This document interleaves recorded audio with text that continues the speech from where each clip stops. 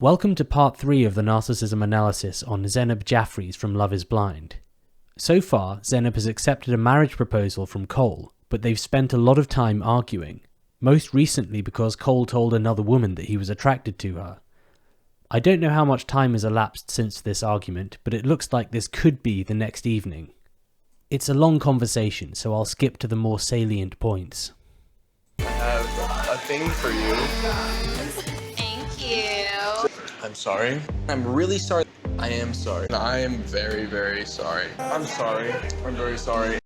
Zanab finally accepts Cole's apology, and he becomes painted white again. Did I tell you that you look amazing tonight? Never hurts to hear it again. Wow. I appreciate the apology. We have moments where I am so sure about you. I have told 2 men outside of my family that I love them in 31 years, and I don't know how to tell you, but I do absolutely love your heart. Without a doubt, in love with the man that you are. We're getting married in less than 2 weeks. You're the only guy for me, Cole, so... What an incredible change in Zanab's demeanour towards Cole. It's all back to sunshine and rainbows again. She's in love with the man that he is, and he's the only guy for her. She also triangulates him to flatter him further by saying she's only told 2 men outside of her family that she loves them. Because of a narcissist's compartmentalization and their black and white thinking, there are these flips between their partner being devalued and being idealized. They can actually happen on a very short-term basis. For example, a narcissist could be screaming and shouting, and then 10 minutes later they're sweet as pie. This is the rollercoaster ride that is being with a narcissist, up and down, forever. However, usually a victim would experience an initial golden period of being idealized and treated well for several months before moving into this up and down type of relationship. I don't know what Cole and I are gonna do when we go home tonight, but I'm not writing an intimate night off the table. It felt very beautiful tonight, so I'm not saying no. You eating dessert in a collared shirt really does it for me. Fantastic. Then let's get married. What are we waiting on? Oh, you know. Can we speed this thing up? Put me on an altar tomorrow.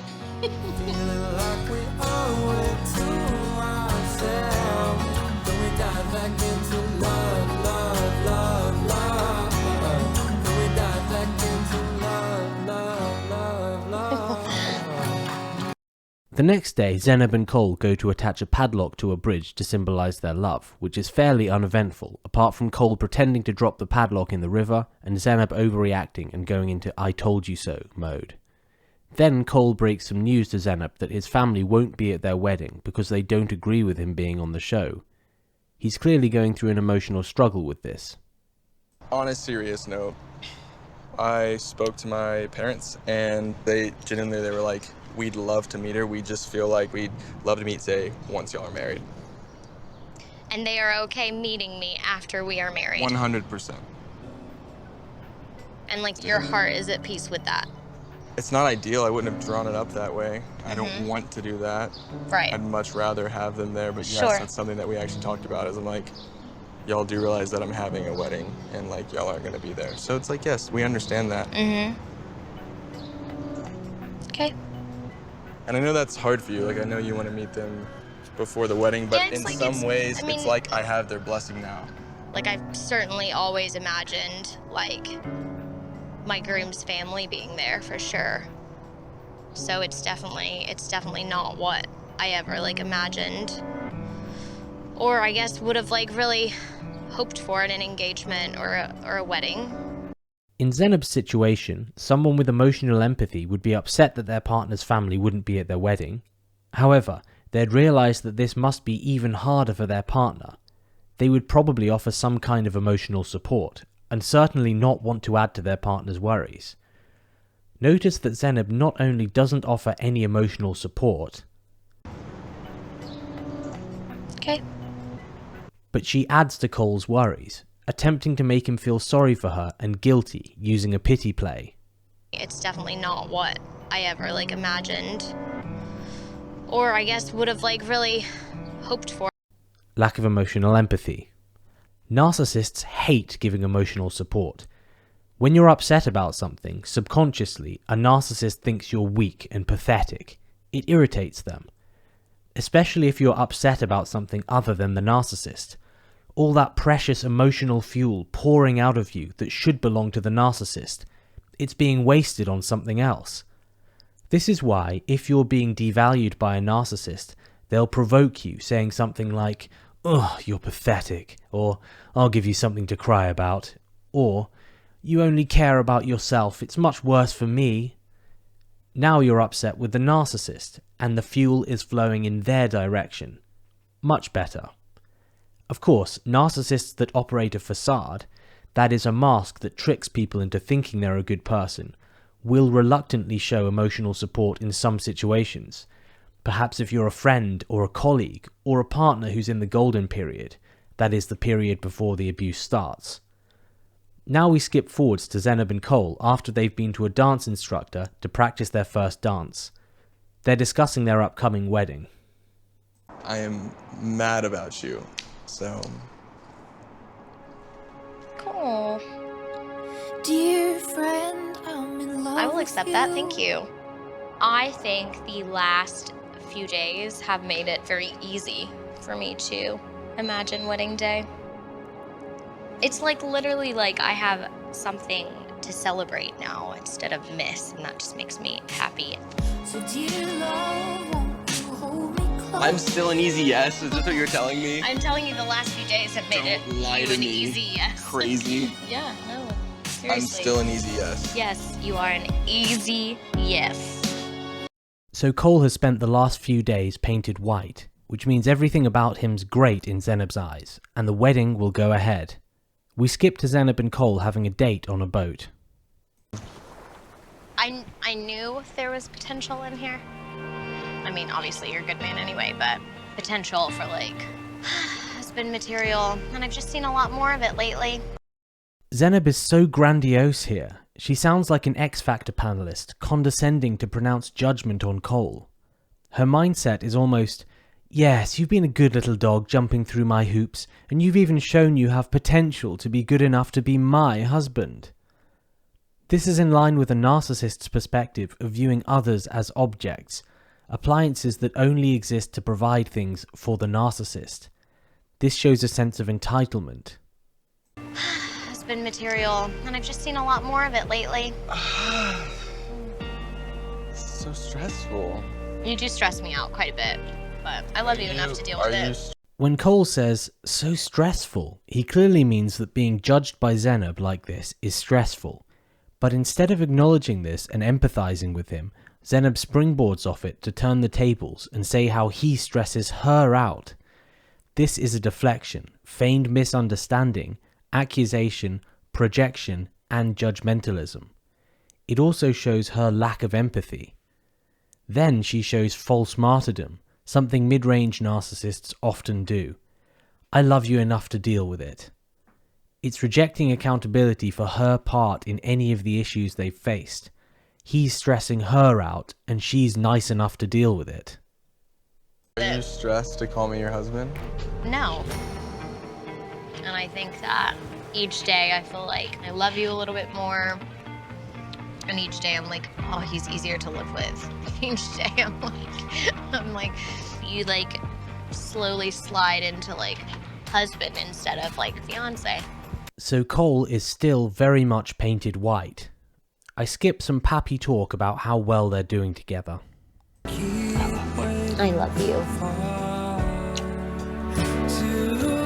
Unfortunately, when you're the partner of a narcissist, what goes up must come down. We skip forward to Cole cooking a meal. Zanab enters the apartment.